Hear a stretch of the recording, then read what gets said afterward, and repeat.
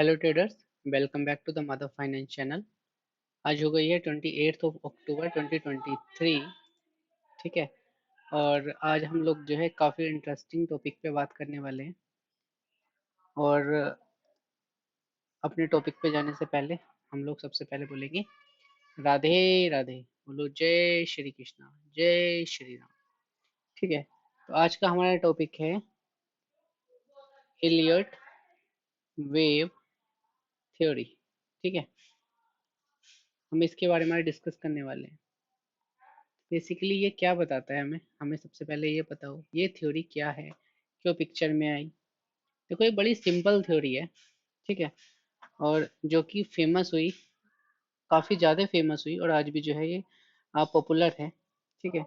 तो ये जो थ्योरी थी 1930 के आसपास जो है इन्वेंट की गई थी। इनके जो इन्वेंटर थे वे थे रेल्फी नेल्सन इलियट। ठीक है। तो उन्हीं के नाम पे ये जो थ्योरी है, नाम क्या था उनका? रेल्फी नेल्सन इलियट। ठीक है। तो इन्होंने एक 1930 में क्या किया, एक थ्योरी दी जिसका नाम दिया इलियट थ्योरी। ठीक है। ये कैसे दी? इन्होंने क्या किया, पिछले कई सालों के चार्ट्स को एनालाइज किया, मार्केट के बिहेवियर को एनालाइज किया, और उसके बिहाफ पे ये थ्योरी दी। और ये थ्योरी 1930 से लेके आज तक भी सेम ही चली आ रही है, और ये सेम जो है आज तक अपना बिहेवियर रखती है। इनका कहना ये था कि कोई भी मूवमेंट जो होगा वो कंटिन्यूस नहीं हो सकता। एग्जाम्पल के लिए, अगर मार्केट ऊपर जा रहा है तो ऐसा नहीं है कि वो लगातार ऊपर ही जाता रहे। ठीक है। और उसके ऊपर जाने के कुछ वेव्स होंगी। कैसे? जो वेव सबसे पहले ऊपर की साइड पुश करेगी उसे हम बोलेंगे इम्पल्सिव वेव।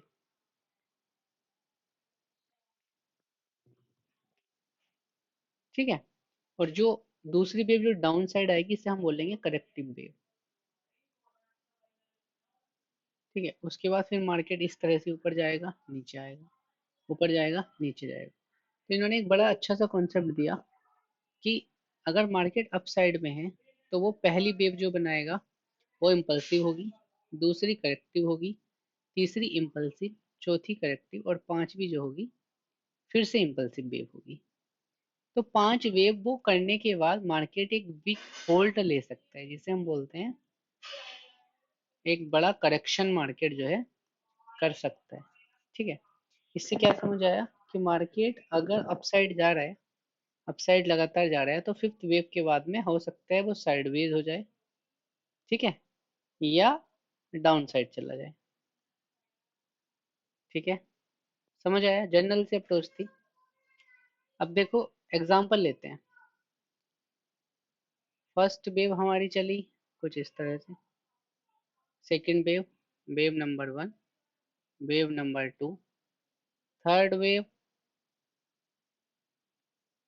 फोर्थ वेव, और उसके बाद ये फिफ्थ वेव। ठीक है। देख रहे हो आप? पहली वेव इम्पल्सिव, दूसरी करेक्टिव, तीसरी इम्पल्सिव, चौथी करेक्टिव, पांचवी फिर से इम्पल्सिव। इसके बाद क्या कर सकता है मार्केट? या तो साइडवेज हो सकता है, या डाउन साइड जा सकता है, या करेक्शन। मतलब बेसिकली एक बिग मार्केट ने क्या किया है, आप ऐसा समझो, इलियट वेव क्या बोलते हैं, ये थ्योरी क्या बोलती है कि मार्केट जब एक साइड काफी लंबे टाइम से अब एक ये पांच साइकिल, पांच वेव्स को कवर कर ले रहा है, तो उसके बाद उसे काफी लंबा क्या करना है, मतलब अगर उसे ऊपर जाना है तो वो क्या करने वाला है, काफी लंबे समय तक क्या करेगा, वो अपना या तो साइडवेज होके करेक्शन करेगा, या थोड़ा डाउन साइड आके तब ऊपर की साइड ये सेम पैटर्न फिर से फॉलो कर सकते हैं। ठीक है। समझ आ रहा है? यही सेम पैटर्न इसका डाउन साइड में भी होता है। One wave, two wave, three wave, fourth wave, और फिफ्थ वेव। ठीक है। कुछ लोगों ने इसमें करेक्शन भी किया है कि ए बी सी डी, जब ऊपर जाती है तो उसे वेव को वन टू से सीरीज दी है, डाउन साइड आते हुए उसे इस तरह का नंबर दिया है। ठीक है। तो हम सिंपल लेके चलते हैं, वन, टू, 3, 4, ठीक है। तो 1, 2, 3, 4 और 5th। तो 5th वेव जैसी आई उसके बाद में मार्केट ने फिर से अपसाइड मोमेंटम दे दिया। समझ रहे हो यहाँ पे?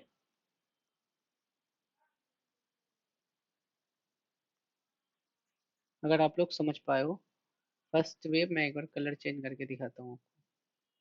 फर्स्ट वेव यहाँ आई, second wave, third wave, fourth wave और फिफ्थ वेव के बाद फिर से मार्केट अपसाइड जाने लगा। अब क्या है, ये क्या टाइम, इसमें किस टाइम फ्रेम पे ये वेव्स बनती है? अभी जैसे हमने ले रखा है डेली टाइम फ्रेम, तो ये जरूरी नहीं है कि आपको डेली टाइम फ्रेम पे देखना हो। ये हर एक टाइम फ्रेम पे बनती है, मंथली पे भी बनती है, ये जो है 15 मिनट के चार्ट पे भी वेव्स बनती हैं, 1 मिनट के चार्ट पे भी बनती है, ठीक है। तो इसका मतलब क्या हुआ, एक बड़ी वेव हो सकता है नेस्टेड वेव्स के साथ में क्लब होके आई हो, कि उसके अंदर एक छोटी वेव हो, इम्पल्सिव करेक्टिव वेव का कॉम्बिनेशन हो सकता है, ठीक है। तो इस तरह से जनरली मार्केट क्या करता है, अपने आप को मूव कर रहा होता है। अब जैसे हमने निफ्टी का एक एग्जांपल लिया, ठीक है। अब जैसे कोई और एग्जांपल अगर हम देखें, जैसे कोई और एग्जांपल लेते हैं, हम चलते हैं एग्जांपल के लिए रिलायंस के स्टॉक पे, ठीक है। देखते हैं, वहां देखने की ट्राई करते हैं कि वहां पे क्या कुछ इम्पल्सिव और करेक्टिव वेव का कुछ पा रहा है, नहीं बन पा रहा है, ठीक है।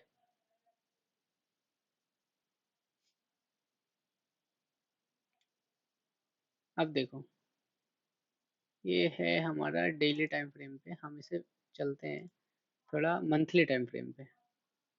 अब देखते हैं, अगर आप मंथली टाइम फ्रेम पे देखो इसे, तो आप क्या देखते हैं, wave 1, wave 2, wave 3, wave 4, wave 5। अब इसके बाद करेक्शन आ सकता है, जनरली ये समझ आ रहा है, ठीक है। समझ पा रहे हैं आप मैं क्या कहना चाह रहा हूँ? एक मिनट रुको, मैं इसे डिलीट करता हूँ सारी, ये वाला हम ड्रॉ करते हैं इस ब्लैक पेन से। देखो, इलियट वेव क्या बोल रही है कि यहाँ से, सॉरी दोस्तों, पेन कहाँ पे है हमारा, ये रहा, ठीक है। अब देखते हैं, वेव नंबर 1 इम्पल्सिव वेव बनी, दूसरी करेक्टिव बनी, वेव नंबर 2 बनी, वेव नंबर 3 बनी, वेव नंबर 4 बनी और वेव नंबर 5 बनी। तो अब या तो मार्केट साइडवेज हो जाएगा इस जोन में, या क्या करेगा वो, डाउन साइड आ जाएगा। अगर उसे और ऊपर जाना है तो ये बिग करेक्शन करना पड़ेगा, ठीक है। समझ रहे हो, ये हमने किस टाइम फ्रेम पे देखा है, मंथली टाइम फ्रेम पे। अब एक बार सब कुछ डिलीट करते हैं और चेंज करते हैं इसे डेली टाइम फ्रेम पे, ठीक है। तो आप देख पा रहे होंगे अभी मार्केट क्या कर रहा है। यार एक मिनट रुको, ये डिलीट करते हैं पहले, इसने फोन किया, ठीक है। अब देखो, ये छोटा टाइम फ्रेम है, यहाँ से पहली वेव, दूसरी वेव, तीसरी वेव, चौथी वेव और पांचवी वेव। पहली, दूसरी, तीसरी, चौथी और पांचवी। उसके बाद में क्या आया, मार्केट कहाँ चला गया, डाउनवर्ड आ गया, ठीक है। क्योंकि उसके बाद अगर मार्केट को इस सेम डायरेक्शन में जाना है तो या तो थोड़ा रिट्रेस करना पड़ेगा या फिर साइडवेज हो जाना पड़ेगा। समझ पा रहे हैं आप लोग मैं क्या कहना चाह रहा हूँ? तो ये जो इलियट वेव है, थ्योरी है, ये काफ़ी ज़्यादा मार्केट में चलती है अलग अलग टाइम फ्रेम पे। ऐसे आप अगर डाउन साइड में देखोगे तो क्या हो रहा है, अब देखो यहाँ से 1, 2, 3, 4, 5। अब ये कंटिन्यू चल रही है, हो सकता है और कंटिन्यू चलते रहे ऐसे, ठीक है। और उसके बाद में कोई ब्रेकआउट आए, फिर ये ऊपर निकल सकते हैं। जनरली क्या होता है, फिफ्थ वेव के बाद में देखा गया है कि उसमें करेक्शन आने की संभावना होती है, ठीक है। तो इस तरह से आप जो है इस थ्योरम से आप क्या कर सकते हैं, इस थ्योरी से आप क्या कर सकते हैं, आप ये जान सकते हैं कि कोई चार्ट जो है कितने समय तक अप साइड में रह सकता है। जैसे कि एक एग्जांपल कोई और लेके देख लेते हैं, हम चलते हैं एक बार टाटा मोटर पे चलते हैं। ओके, देखो ध्यान से देखो, ये मैंने बीच में कभी इसमें कुछ देखा होगा। ठीक है, देखो ध्यान से देखना।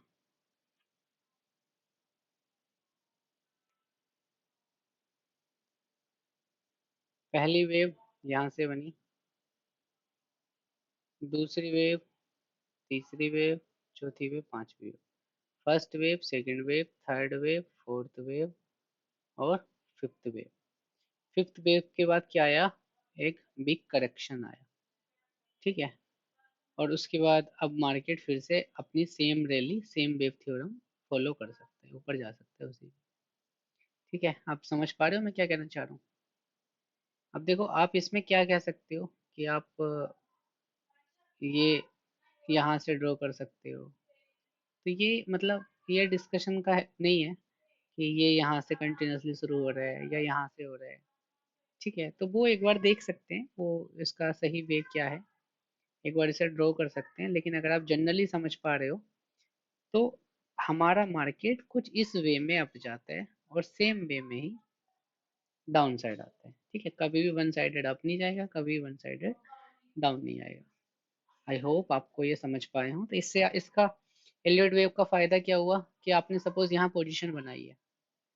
ठीक है, यहाँ पे लॉन्ग की पोजीशन बनाई है, लॉन्ग बोले तो अपसाइड जाने के लिए मार्केट ने आपने सोचा है, तो आप कब तक इसमें प्लान कर सकते हो? एलियट वेव के हिसाब से आप इसे first wave, second wave, third wave, fourth wave और फिफ्थ वेव तक आप वेट कर सकते हो। तो ये आपको आपका एग्जिट पॉइंट भी बताने में हेल्प करता है। ठीक है, साथ में ये क्या बताने में हेल्प करता है कि अभी मार्केट इम्पल्सिव वेव को फॉलो कर रहा है, नहीं कर रहा है, करेक्टिव वेव को फॉलो कर रहा है, नहीं कर रहा है। ठीक है, तो ये एक बिहेवियर भी बताता है कि मार्केट अपसाइड है, ठीक है, डाउन साइड है या साइडवेज है। ठीक है, साइडवेज कब होगा? जब ये वेव्स जो है एक बड़े टाइम फ्रेम में नहीं बन रही होंगी तो हम उसे साइडवेज कह देंगे। ये वाला जो जोन है ये साइडवेज है। हो सकता है यहीं पे अगर आप 15 मिनट के टाइम फ्रेम पे जाओ तो कुछ वहां पे छोटी वेव बन रही हो। एग्जाम्पल के लिए एक बार जाके देख ही लेते हैं। ठीक है, देखो यहाँ पे, यहाँ देखो,